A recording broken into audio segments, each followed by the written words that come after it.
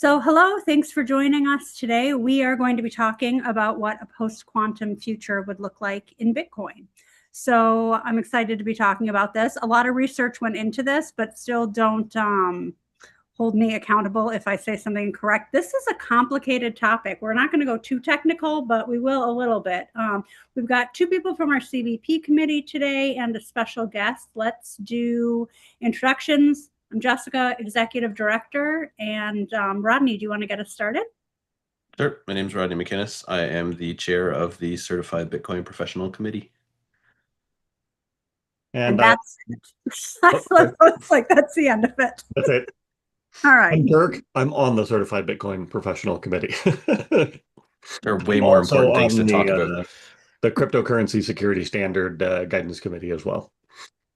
Perfect. Jameson? I'm co-founder and chief security officer at CASA, and I'm on the standards committee with Dirk. Awesome. So we're talking about what a post-quantum future might look like. We're not trying to be alarmist. We're just explaining what is happening, and we'll do a little technical and a little overarching, but maybe we should just start first by saying there's no need to freak out right now. It's going to be okay.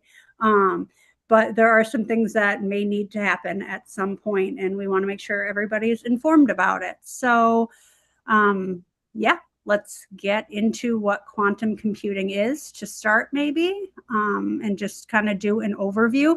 Who wants to do the overview of how Bitcoin is secured so we can then get into what quantum computing is? Why is this even a thing that we're talking about? Let me see if I can do a really dumbed down version. Bitcoin is, yes. Bitcoin is secured by math, or more specifically, by very, very large numbers. And the cryptography behind Bitcoin, you may see the term like ECDSA, elliptic curve digital signature algorithm. We don't need to dig into how all of that works, but basically the magic behind it is that it's very difficult to factor prime numbers, and like this is where quantum computing in theory could shift the problem of factoring primes, which takes exponentially large amounts of time for a classical computer, which is all computers today, to figure out.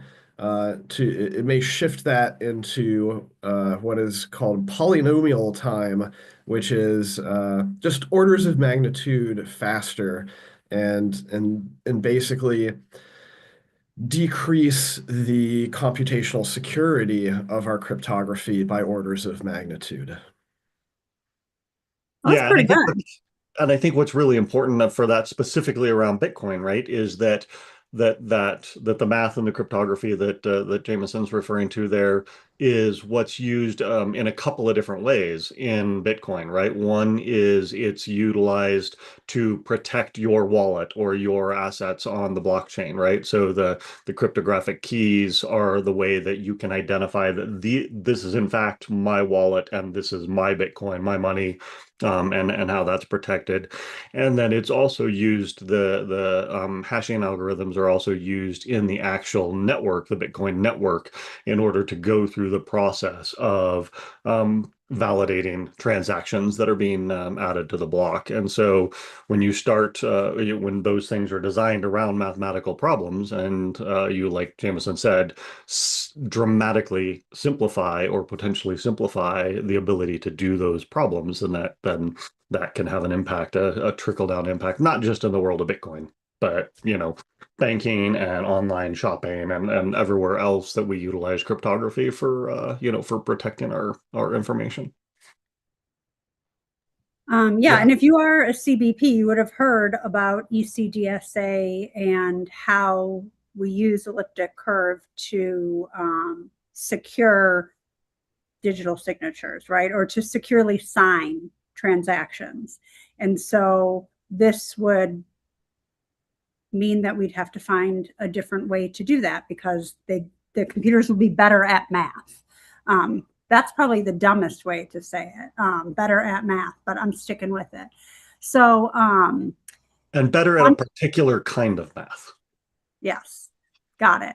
Okay, so we know that we're talking about cryptography. We're not going to get too far into it, but now that we've got an idea of why this matters for Bitcoin, why don't we talk about what quantum computing is? It's interesting, like I heard about quantum physics a long time and then got into Bitcoin, and that's when I think I really started to hear more about quantum computing. I don't know if I ever really thought about it before then. Maybe it's just me because I'm not a computer scientist or technologist. But do we want to explain what quantum computing is from a high level and basically just how it's using principles from quantum physics? And does that, by doing that, it processes information more quickly, right? And that's the math that you're talking about, right, Jameson? Can compute it much, much faster, which is why it can break things. No, is that not what we would say? Okay, so it doesn't break things, but it can speed up problem solving. And that causes the problem? Right. So, I mean, it's a fundamentally different type of computing altogether, where classical computers right now, they all operate on essentially a binary system. I'm sure you've all heard of bits and bytes, ones and zeros. Fundamentally, everything that a computer does is just processing a bunch of ones and zeros. And those are, going through various logical gates at the hardware level that are then just manipulating the ones and zeros into other ones and zeros. And there's many, many layers of software and hardware abstraction that we've built up over the decades that then allow someone to like write a programming language that gets compiled down into instructions that manipulate all of these ones and zeros. But quantum computing is a bit different in that instead of having bits that we're operating on, we have qubits.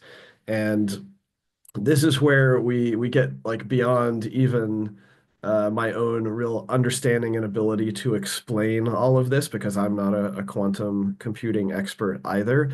But you essentially think of it as kind of at a fundamental level, the reason that quantum physics and quantum anything is so mind-boggling is because you're talking about like potentially multiple things happening simultaneously, right? Like potentially even multiple realities, and you're just trying to collapse and coalesce from the many, many possibilities onto one or a few more concrete possibilities. And so the idea of being able to build what we would call a cryptographically relevant quantum computer would be one that would have a sufficient number of qubits that you would be able to have this massive space of many possibilities and calculations going on simultaneously that you can then collapse down to your single solution that you want. Now, it gets even more complicated than that because one qubit is not equal to one qubit.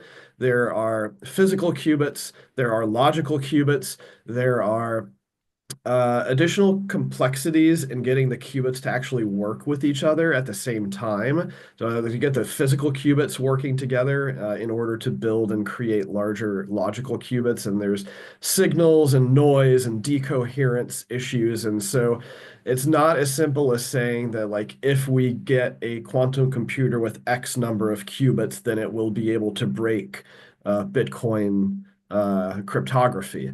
It's because there's so many other variables at play that it's hard to say how far away we are from actually developing a quantum computer that is worth worrying about. And this is one of the many reasons why this entire topic is so contentious, is because the people who say, it's silly to even be talking about this, they will rightfully point out that at the moment, no one has really invented a quantum computer with more than a handful of actual logical qubits, like one or two logical qubits that are maybe comprised of several dozen physical qubits.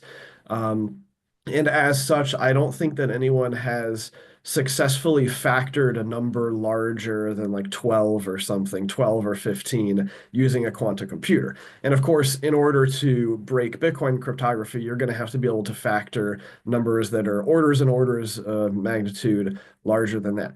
So this is why this is not an emergency right now. We're still orders and orders of magnitude away from Bitcoin being broken.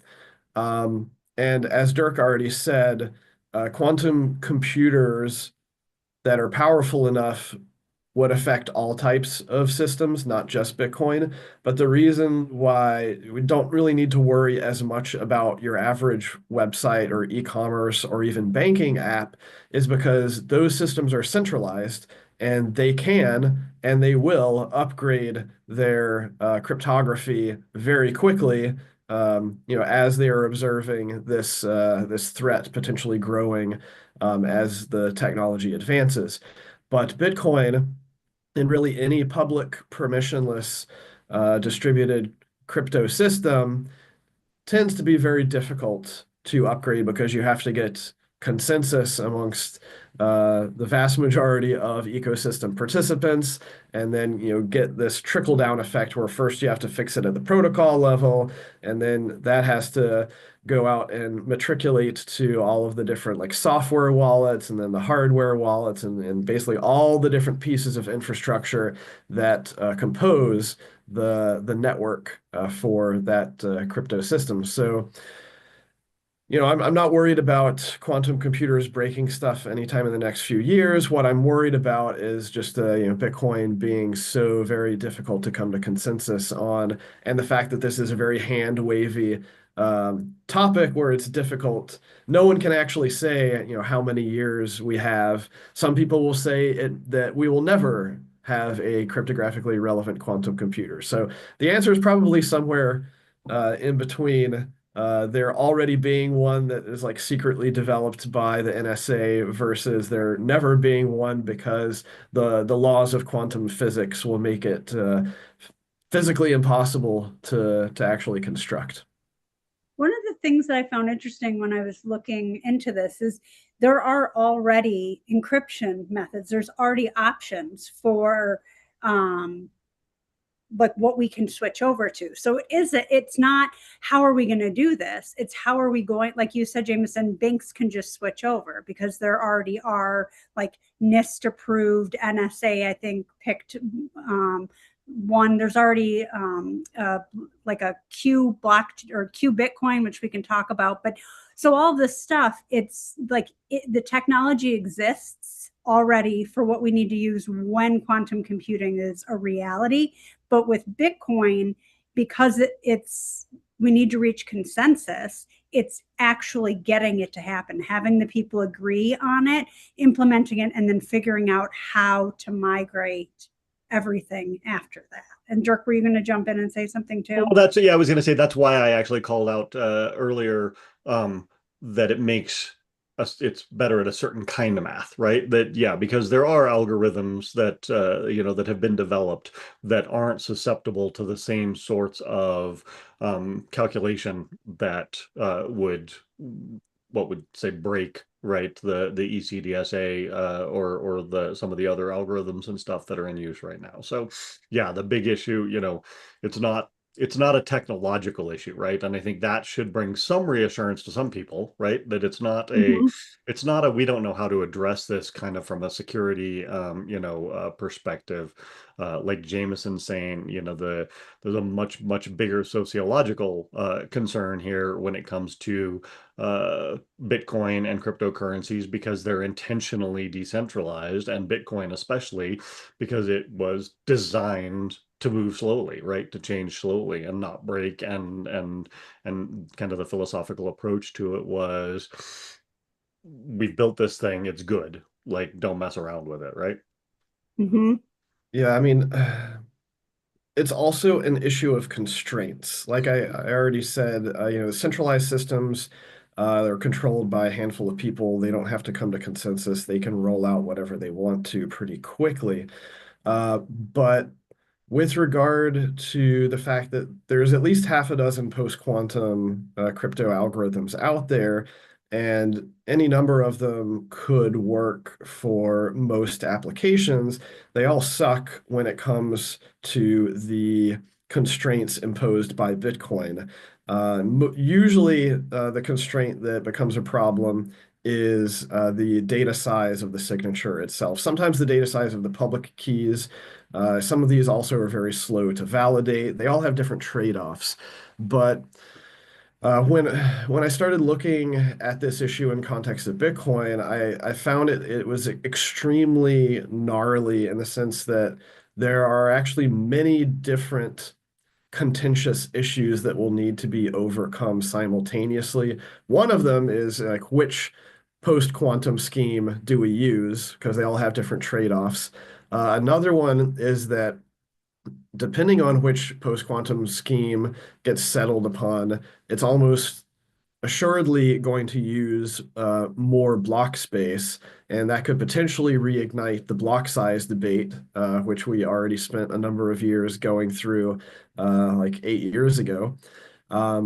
There's also potential inviolable properties in conflict when we then start going down the philosophical question of what should happen to the vulnerable Bitcoin, and like, should we try to push people to migrate their coins and discuss freezing coins that are vulnerable if they don't get migrated by a certain point in time. Wait, let's back up because I don't want you to get into this, yes, because this is like the second point of contention, right? Like, how are we going to do this? And I want to like get into, I geeked out over this today.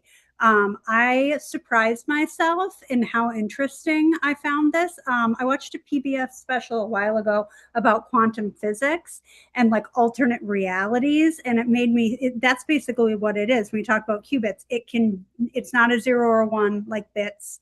It is a 0 and a 1. You don't know what it can do, multiple things, right? Which is why we're saying big math. But if we back up just a little bit, which is hard because I feel like I have dove into this, like jumped in today. But we know that the issue is that we need to figure out how, we have to decide which digital signature algorithm will be used.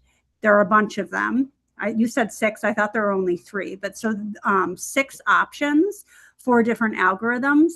But the community needs to agree on it. And then what Jameson was just getting at, which we'll talk more about too, is in addition to that, it's going to change old wallets, and we have to figure out how to make that work. But Dirk, did you want to say something else related to this before? No. I keep going? Okay. So this post-quantum world, we don't really know what it's going to be like. I feel like it's like sci-fi alternate realities kind of what it could do. Maybe I went too far down the rabbit hole today. That's a possibility. But when we're like, if we back up about it, it's strange to have a solution for something, but to not because of consensus, which like is, I think, why we all fell in love with Bitcoin, because it's decentralized, it's peer-to-peer. There isn't some central authority telling us what to do, which then means we need to like duke it out in forums to figure out what it is we're going to do moving forward, right? I feel like that kind of put together what we've been talking about. Is that a good summary of that? Anything that we talked about that I missed before we get into some of the other options? No? Well, on the bright side, a future with powerful quantum computers should result in a number of interesting technological breakthroughs in fields beyond cryptography, such as biology and chemistry and physics and so on and so forth. So while it does potentially pose an existential crisis to cryptographically secured systems, it will hopefully also be a boon for humanity and allow us to continue advancing civilization.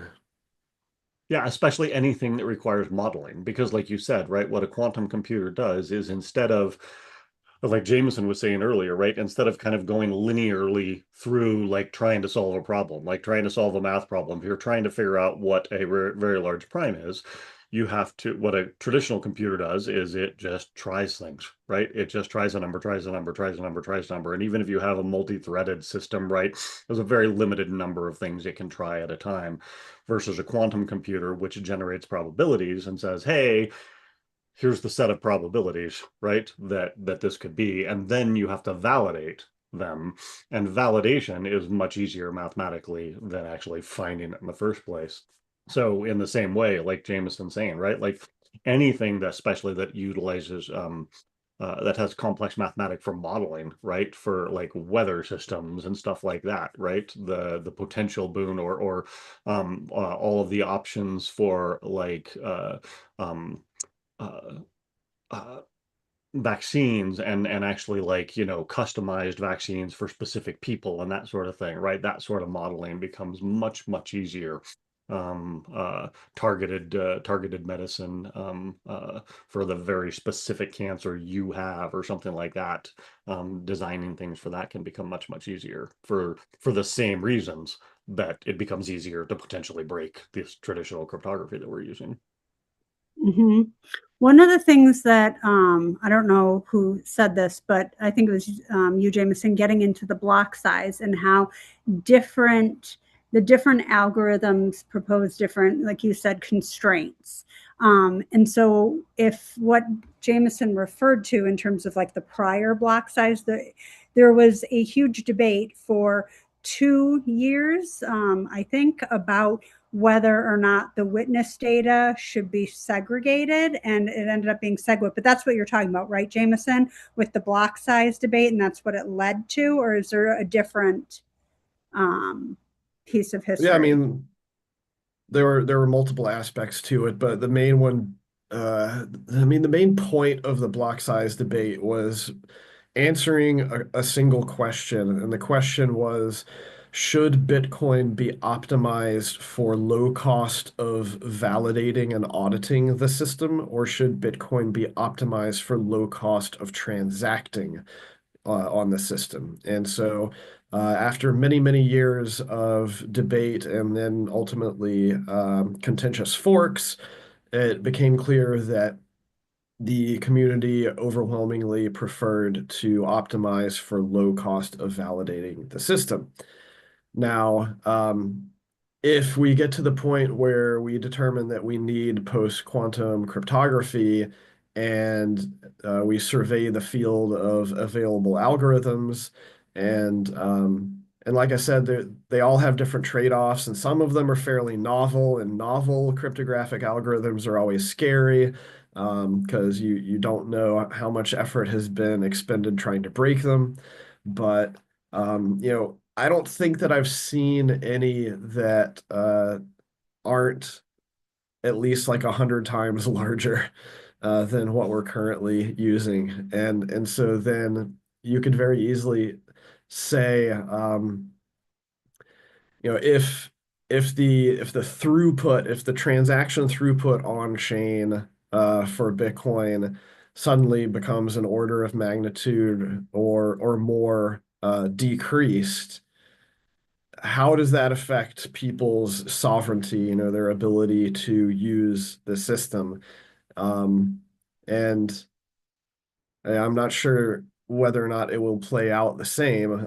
You're effectively saying, okay, now you have to purchase 10 times, if not more, as much block space in order to transact. Will the Bitcoin ecosystem decide once again that that's just the price that you have to pay? Or will there be a willingness to increase that some proportional amount, understanding that, hardware and technological progress does make things cheaper, right? It makes resources like bandwidth and CPU and disk space cheaper over time. But that's what the block size debate was all about. And I don't know, it just seems like it could be the block size debate on steroids. I was just One of thinking the that. I mean, oh, go ahead, Rodney. Oh, I was just gonna say one of the beauties is it's like the one of the perks and awesome factor pieces of information related to Bitcoin is you have the ability to fork it yourself and create quantum Bitcoin Cash if that's what you feel like doing.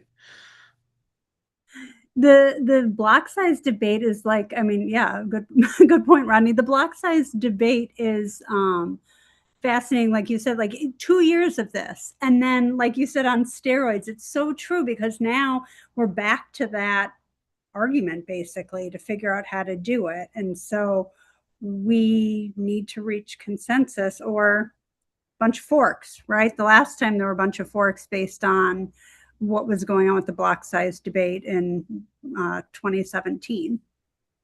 I'd say it's a little bit different though, in that there's this potentially existential deadline, right? Whether that's, how far out that is, and like Jameson said, right, predicting when, if and when that might occur.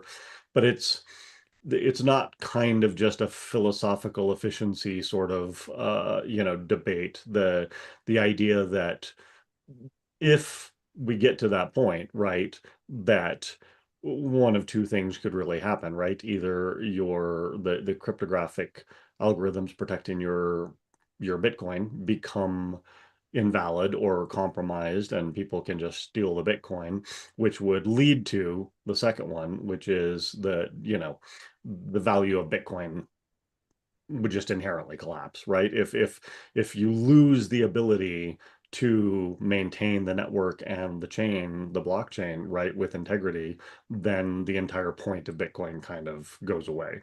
And so I think that that's maybe a little bit different motivator to try and work towards some sort of a solution. Well, there's also, if the on-chain transaction throughput plummets as a result of the post-quantum cryptography sizes being massive, that also greatly extends the time frame you'd need for migration of funds. Because, I mean, I think that at least if we go down the route of exploring using any of these more novel, like not the hash-based schemes, but any of the actual like post-quantum signature algorithms, then that means that we think that it's actually going to become necessary, and that means that we think that people need to move their funds, which has never been necessary before. And last I checked, I mean, that would, at a best case scenario, I think it would take several months to get like 95 to 99% of the Bitcoin value worth of funds. And that's assuming like the most optimal use of block space, which of course is never going to happen. Like people aren't going to coordinate around that. And worst case scenario, I mean, we're talking many years to actually get people to migrate their funds.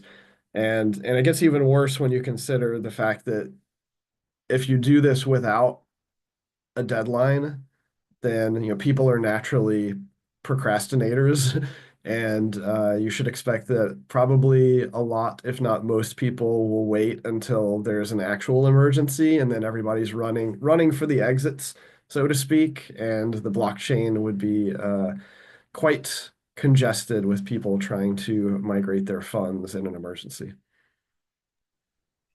So what I think we're saying is there's not an emergency right now to do anything. There are smart people on this, figuring this out, debating what makes the most sense.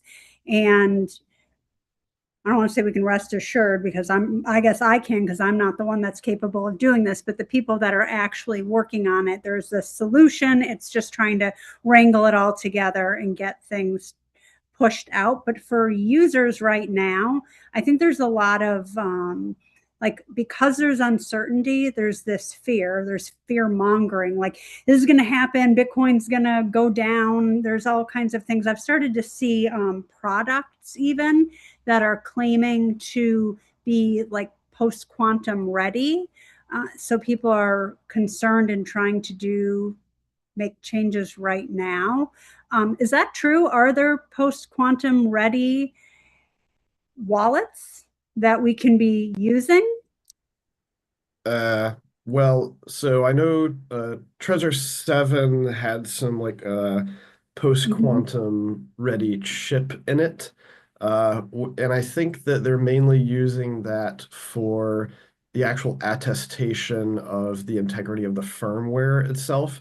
Like until something gets implemented at the protocol level, there is no wallet that can actually protect you. At least if you have exposed public keys, and I guess we haven't gone down that rabbit hole. The best thing that you can do right now to stay safe against a quantum attacker is to ensure that your public keys have not been exposed on the blockchain. Now, how do you do that? Well, first of all, you don't want to use a taproot address, because that exposes the public key automatically. And second is you don't want to reuse Bitcoin addresses. And this has always been one of the most fundamental best practices of Bitcoin, mainly from a privacy perspective. Yeah, I'm pretty sure even Satoshi said not to reuse Bitcoin addresses.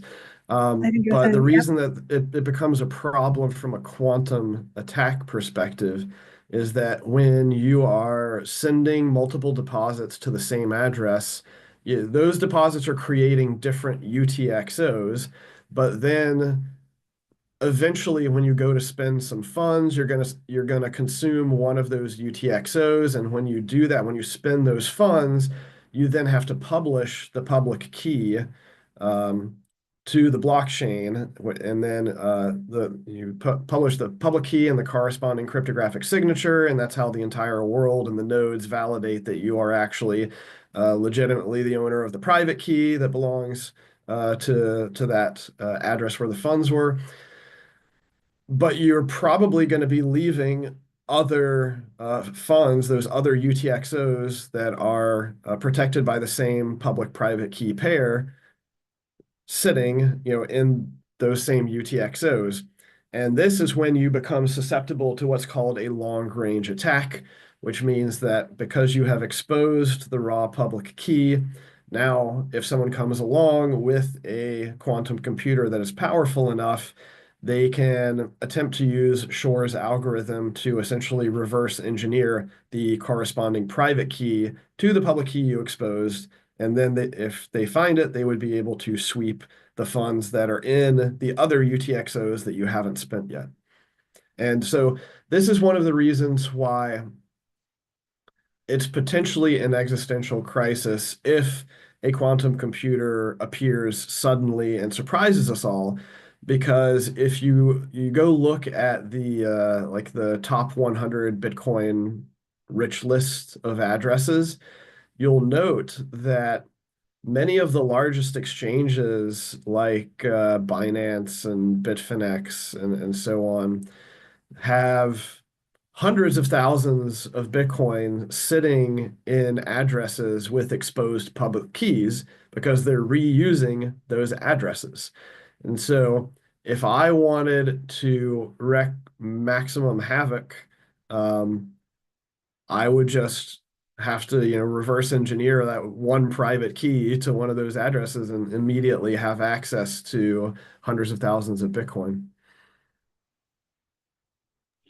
So we need to have quantum safe recovery, like a way to migrate what we have in wallets And while we're working on that right now, what you can do is not reuse addresses because, like Jameson said, I mean, we're talking about public-private key pairs, and quantum is what would make it capable. So it goes private key, then public key, and then address. And so the address could work its way back. You could work your way back from quantum computing. I don't know if that was helpful, but basically it's using the technology, the new technology to, I guess I said break earlier, but to get information from what we're currently using. Dirk, did you want to add something? I was just going to go back to what you said earlier. The main thing I've heard, you were talking about, like, kind of advertising for quantum resistant, is that, and I think it's worth mentioning, right, that outside of Bitcoin, there are already some blockchains that are believed to be quantum resistant, right? They already utilize some of those other algorithms we were talking about. Algorand uses Falcon, and is designed to be post-quantum. IOTA and a couple of others utilize what is it? Watts, I can't remember it. What was Winternitz? that? Winternitz Yeah, signatures? Yeah, yeah. something like that. For their calculations. So there are blockchains that are already kind of designed from the ground up to utilize some of those technologies. But like But they're Jameson said, not Bitcoin. until you actually have like a solution at the chain level, right? And you know what the addresses are actually going to look like. It's pretty hard to say you've designed a post-quantum ready hardware wallet or something like that, because it's going to have to be able to interact with whatever the chain winds up looking like. So From a personal paranoia perspective, would it be, and this is like just a personal question, would it be smart to move anything that you've sent to or received from, or received into, I guess, like a BC1P like taproot address into like a BC1Q like native SegWit Bec32 address? I'm nodding, but I assume this is for Jameson and not me. I mean, you can look at it from a game theory perspective. I wouldn't I wouldn't worry about having your funds being swept out of an exposed pub key address unless you have like thousands of Bitcoin in them. Like, I'm safe. a Which logical attacker, a logical attacker is going to scan the blockchain and the order by like how much Bitcoin is in each pub key and just start going down the list. Now, some people have argued that no, if you really wanted to be a smart, stealthy attacker, you would, start out elsewhere and start just like sniping little bits here and there.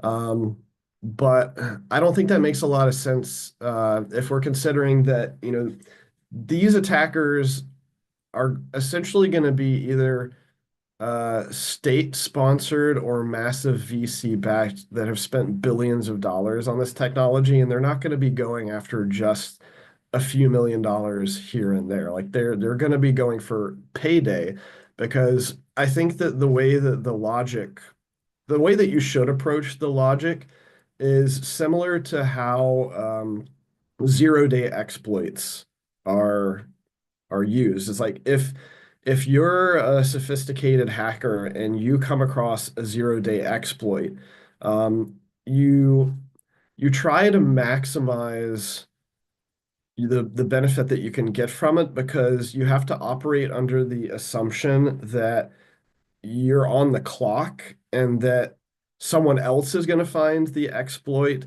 and or maybe they're a black hat or maybe they're a white hat and they're going to go patch the problem, but essentially like you have a limited time monopoly to deal with the problem. Otherwise, someone else is going to use the exploit and essentially prevent you from being able to profit maximally. Okay. and I think in the case of Bitcoin, that's compounded even by the fact that once somebody realizes that that's happening, that if it's like already actually broken and somebody can do this, the value of what you're stealing is going to plummet, right? So the minute that somebody uses quantum computing to steal a few thousand Bitcoin from some wallet, the value and the community realizes that, right? That's going to be that panic moment, that crisis moment, and Bitcoin would become negligible in its value. The price in fiat for Bitcoin is going to drop. And so there's a really short period of time then for somebody to do it and monetize it, right? Before it has no value. Yeah, I mean, I suspect that like it's possible that the maximum profitable path for exploiting a quantum computer on Bitcoin is actually to take out a massive short position and then go after one of the cold storage addresses, like I said, for one of the top few exchanges, and not even try to deal with the fact that it's going to be very difficult to liquidate, but Right. rather just understand that as soon as you do it, the market will panic. Right. Yeah, that's There, true. so there's a good question in the chat, which brings us to the next point that we want to talk about. So the question is, what would happen to Satoshi's dormant stash and lost BTC? So in order to answer that, I think we should start to talk. So we talked about this first problem with consensus and protocol changes, but then we have another situation, which is what do we do with migrating funds? How are we what would happen to Satoshi's wallet? And I think the answer is it depends on what migration is, like what BIP goes through. And I'm not going to pretend like I can explain this as well as one of the people who wrote one of the BIPs. So Jameson, do you want to explain to us what you and some others have made a suggestion for quantum migration? And I'll put the link to the GitHub as well. So to put some numbers on it,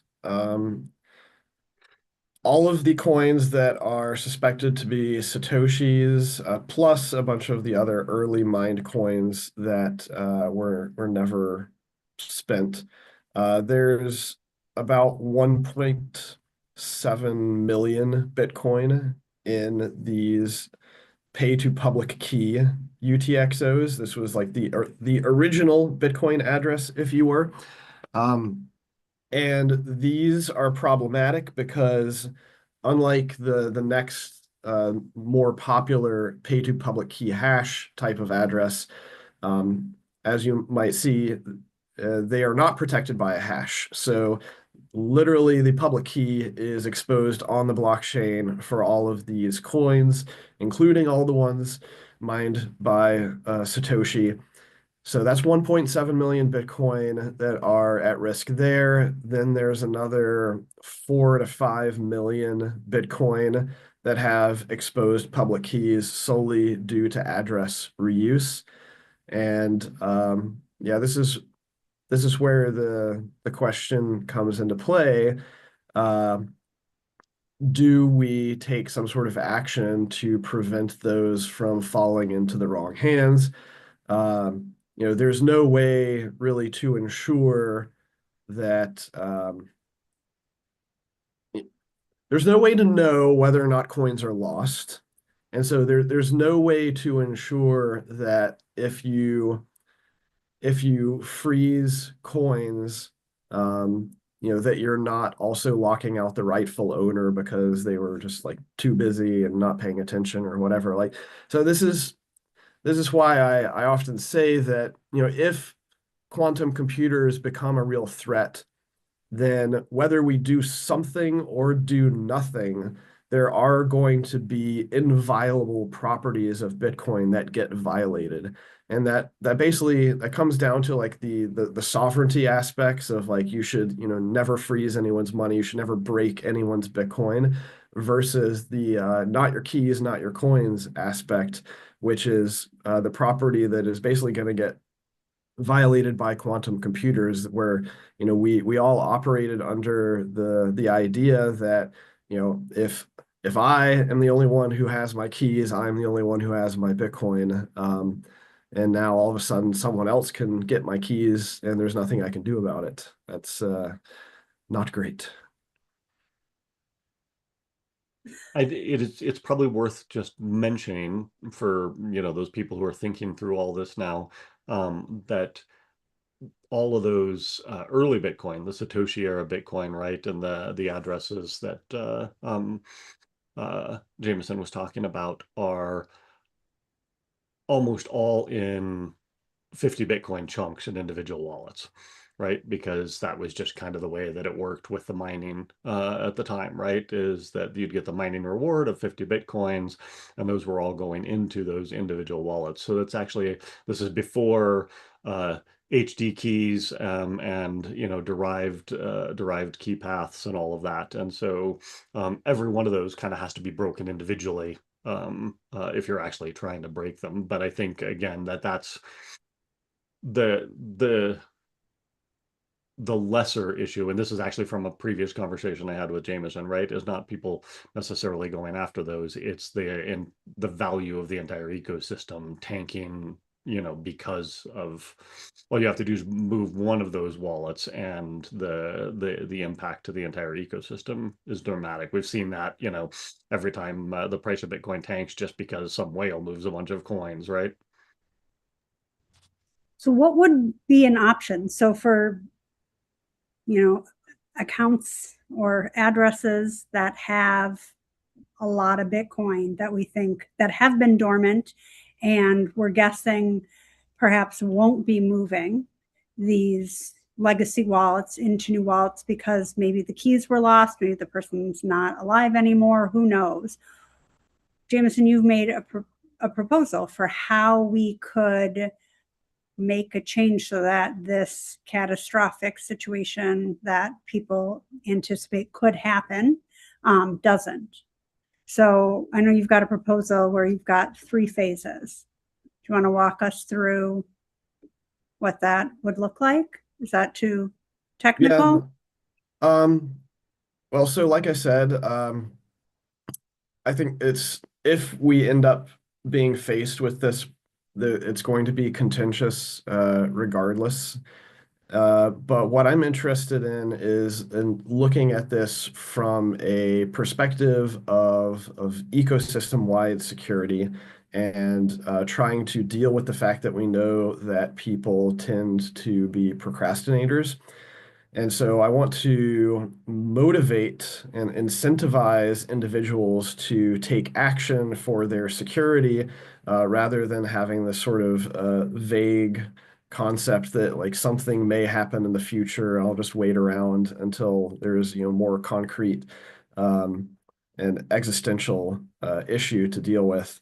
And I mean, I would also like to disincentivize quantum capable adversaries from pointing their machines at Bitcoin in the first place by essentially neutering the capability for them to profit from it and disrupt the system. And so it's not just necessarily that a quantum attacker is going to want to steal Bitcoin for their own personal gain. Like I said, quantum itself is kind of a nation state arms race. And so while it may be a US venture-backed company that is profit motivated that wins the race, it may be a essentially Chinese Communist Party controlled company that ends up doing it, and maybe they just want to destroy Bitcoin because they hate it, or even because perhaps the United States builds up an even more massive strategic Bitcoin reserve and they want to destroy it.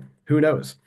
I think that we've spent a ton of time going down rabbit holes of all the different possible motivations for attackers, but the point is, if anyone can do it, we should assume worst case scenario that it could happen, and how do we try to mitigate it? And then I think that one important thing to understand with all this is recognizing that just adding in like an opt-in post-quantum security for people who voluntarily upgrade their wallets ahead of time does not protect anyone. Well, it doesn't protect them, even if they opt in to the security, from experiencing massive value loss as a result of everyone else not opting in, and thus, once again, having this sort of market panic if the worst comes to pass. And I also think that it would just send a very strong signal to the world that Bitcoin is capable of adapting and confronting and responding to new threats.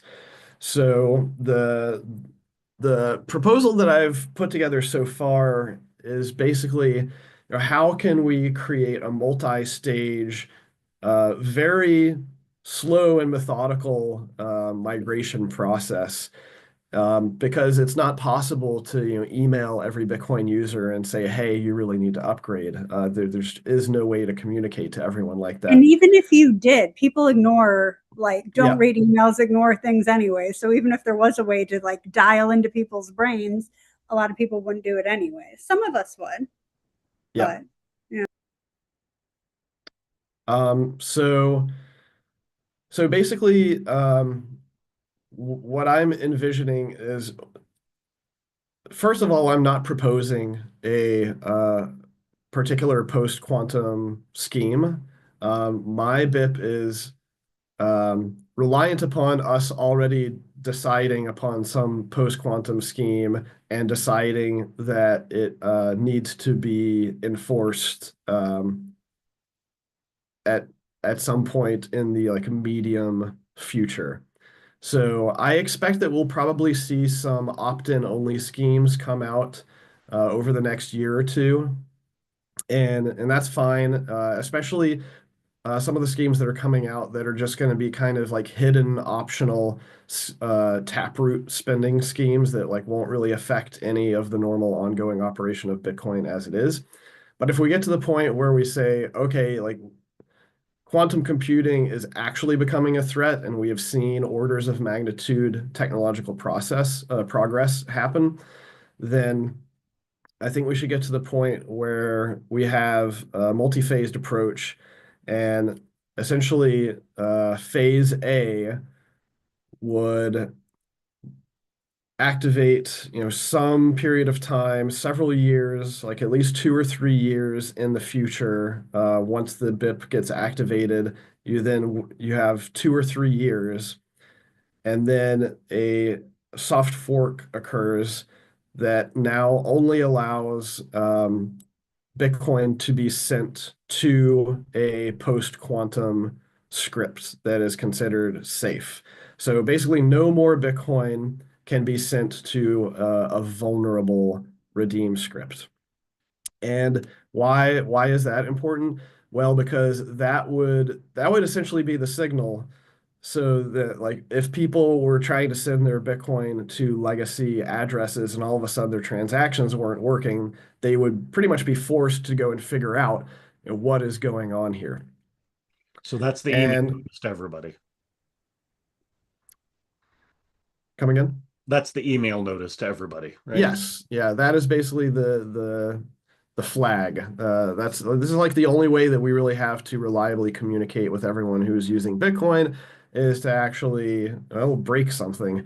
Now, we're not at this point. Their funds are not frozen.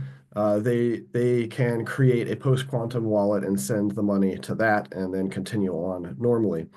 But then, say 2 years after phase A, which I think would give a lot of people plenty of time to upgrade their wallets at a predetermined block height, then nodes would start rejecting transactions that were using ECDSA or Schnorr to spend funds.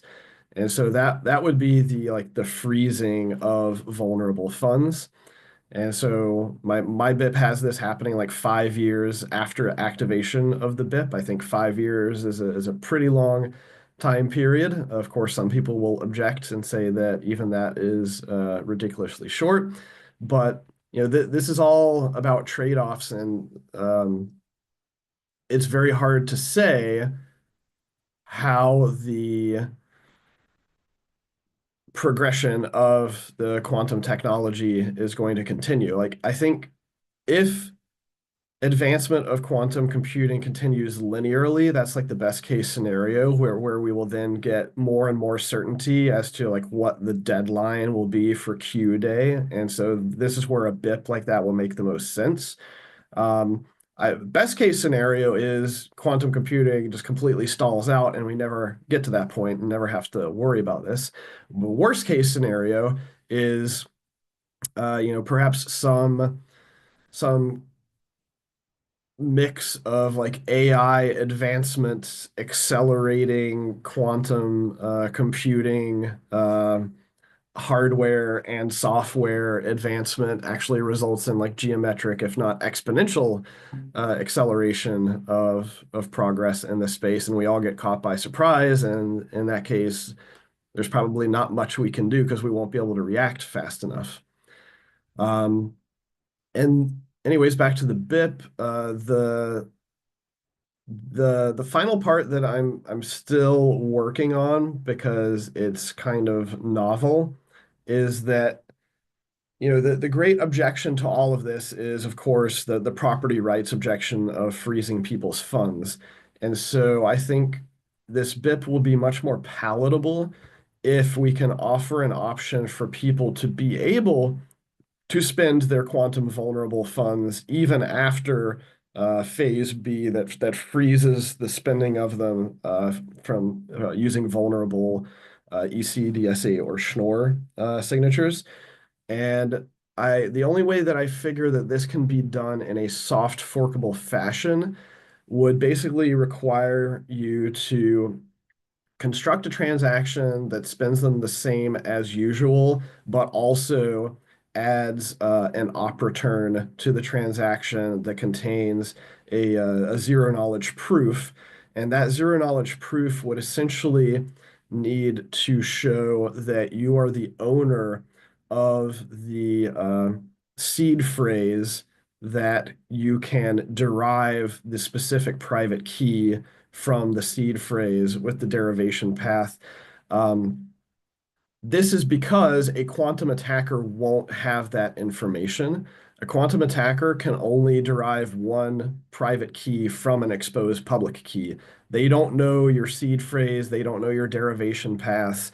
So if we're able to figure out a way to construct zero knowledge proofs that you have that additional private information, then that could be sufficient, I think, for people to be able to spend those vulnerable funds safely in such a way that we would know that it's the actual original owner and not a quantum attacker. And question about this, do you need to be using an HD wallet then, right? For this to happen, because there needs to be that derivation path. So is this then why there are some wallets where they couldn't even do this, right? So if Satoshi came back and wanted to move it because it's legacy, okay.